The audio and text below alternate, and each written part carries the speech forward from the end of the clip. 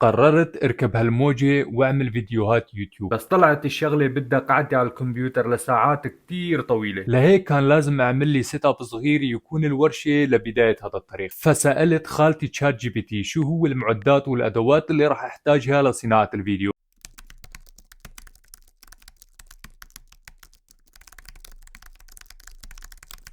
فقررت ما اسال خالتي تشات جي بي تي عن هيك شيء مره ثانيه، وقررت كمان اعمل ارخص سيت اب في العالم. اخذت هاي الخشبه من مجموعه تلفزيون مكسوره، ومشان علقها على الحيط اشتريت هدول القطعتين، وكمان اشتريت لمبه ار جي بي من شركه فيجيم، وكمان عملت هاي اللوحه الحلوه وبفرجيك كيف في الفيديو الجاي. وللتصوير بستعمل جوالي الايفون 12 العادي، وبثبته على ارخص ترايبود لقيته على امازون. وللمونتاج عندي لابتوب من شركة لينوفو ليجن نسخة الكور اي 5، وبشغل عليه برنامج دافنشي. واشتريت ارخص مايك لاسلكي من شركة بويا. وهيك بلشت رحلتي في صناعة المحتوى.